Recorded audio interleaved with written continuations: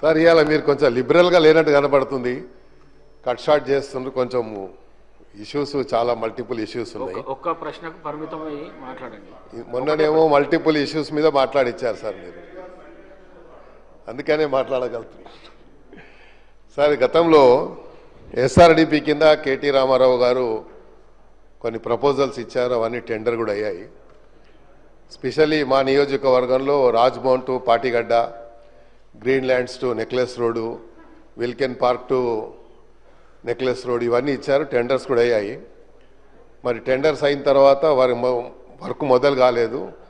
ఎందుకు కాలేదు అనేది ఒకటి అధ్యక్ష. ఇంకోటి, మా నియోజకవర్గంలో ముఖ్యమంత్రి గారి దగ్గరికి స్పెషల్ డెవలప్మెంట్ ఫండ్ కింద మనం ప్రపోజల్ పంపించాము. అది ఇప్పటికీ ప్లానింగ్లో పెండింగ్ ఉంది. మరి ప్లానింగ్ నుంచి ఎందుకు వస్తలేదు అదొక ప్రాబ్లం ఉంది అధ్యక్ష. తర్వాత ఓవర్సీస్ స్కాలర్షిప్, చాలామంది విద్యార్థులు ఆవేదన వ్యక్తం చేస్తున్నారు. పొద్దున్నే ఇంటి దగ్గరకు వచ్చి వాళ్ళ తల్లిదండ్రులు ఏడుస్తూ ఉన్నారు. ఆ ఓవర్సీస్ స్కాలర్షిప్ అనేది మనకు తెలుసు, ఎడ్యుకేషన్కి మనం ఎంత ఇంపార్టెన్స్, వెల్త్ అండ్ హెల్త్కి రెండింటికి మనం ఇస్తూ ఉన్నాం. మరి మనం ఇలాంటి అప్పుడు ఆ ఓవర్సీస్ స్కాలర్షిప్ నిన్న నేను మంత్రి గారితో అడిగితే మీరు ముఖ్యమంత్రి గారు చెప్పనంటున్నారు, కన్సర్న్ మినిస్టర్ గారు. నేను లిఖితపూర్వకం కూడా ఇచ్చాను అధ్యక్ష. ఇవన్నీ ఇష్యూస్ అనేది చాలా ప్రజలకు సంబంధించిన ఇష్యూస్ కాబట్టి మీరు మా హైదరాబాద్ సిటీలో వర్క్స్ మాత్రము జిహెచ్ఎంసీలో వర్కులు జరగడం జరిగలేదు. కాబట్టి మేము మళ్ళీ ఇప్పుడు రేపు ఎలక్షన్స్కి వెళ్ళాలి. మొన్న రేజ్ చేసినటువంటి ఈద్గా గ్రౌండ్స్ ఇప్పటి వరకు దాన్ని క్లియర్ చేయలేదు. రేపు నమాజ్ చదువుకునేటువంటి ఇంకా 2 రోజులలో మరి ఈద్ వస్తుంది కాబట్టి నేను నిన్న జెడ్సీ గారితో నిన్న కూడా మాట్లాడాను. ఆ 2 గ్రౌండ్స్ కూడా ఇమీడియట్గా రెగ్యులర్గా ఏదైతే ప్రాక్టీస్ ఉందో అలాగా వాళ్ళు డెవలప్ చేసి ఈద్గా కావాల్సినటువంటి ఫెసిలిటీస్ ప్రొవైడ్ చేస్తారో అది చేయాలని మంత్రి గారితో నేను మీ ద్వారా కోరుతా ఉన్నాను.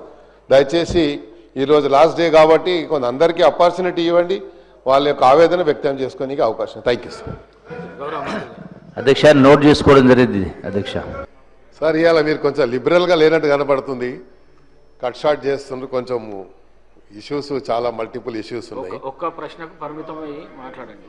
మొన్ననేమో మల్టిపుల్ ఇష్యూస్ మీద మాట్లాడిచ్చారు సార్ మీరు, అందుకనే మాట్లాడగలుగుతున్నారు సార్. గతంలో ఎస్ఆర్డిపి కింద కేటీ రామారావు గారు కొన్ని ప్రపోజల్స్ ఇచ్చారు, అవన్నీ టెండర్ కూడా అయ్యాయి.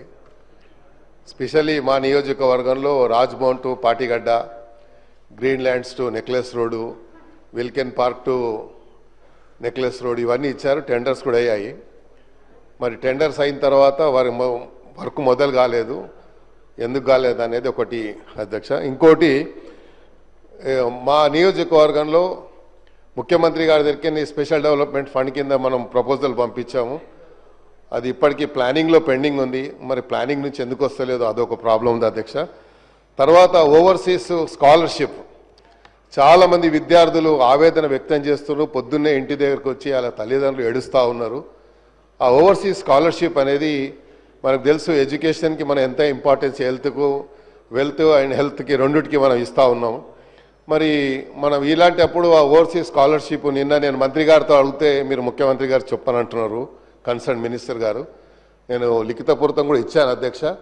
ఇవన్నీ ఇష్యూస్ అనేది చాలా ప్రజలకు సంబంధించిన ఇష్యూస్ కాబట్టి మీరు మా హైదరాబాద్ సిటీలో వర్క్స్ మాత్రము జిహెచ్ఎంసీలో వర్కులు జరగడం జరిగలేదు. కాబట్టి మేము మళ్ళీ ఇప్పుడు రేపు ఎలక్షన్స్కి వెళ్ళాలి. మొన్న రేజ్ చేసినటువంటి ఈద్గా గ్రౌండ్స్ ఇప్పటి వరకు దాన్ని క్లియర్ చేయలేదు. రేపు నమాజ్ చదువుకునేటువంటి ఇంకా 2 రోజులలో మరి ఈద్ వస్తుంది కాబట్టి నేను నిన్న జెడ్సీ గారితో నిన్న కూడా మాట్లాడాను. ఆ 2 గ్రౌండ్స్ కూడా ఇమీడియట్గా రెగ్యులర్గా ఏదైతే ప్రాక్టీస్ ఉందో అలాగా వాళ్ళు డెవలప్ చేసి ఈద్గా కావాల్సినటువంటి ఫెసిలిటీస్ ప్రొవైడ్ చేస్తారో అది చేయాలని మంత్రి గారితో నేను మీ ద్వారా కోరుతా ఉన్నాను. దయచేసి ఈరోజు లాస్ట్ డే కాబట్టి కొంత అందరికీ ఆపర్చునిటీ ఇవ్వండి, వాళ్ళ యొక్క ఆవేదన వ్యక్తం చేసుకోనికి అవకాశం. Thank you sir. అధ్యక్ష, నోట్ చేసుకోవడం జరిగింది అధ్యక్ష.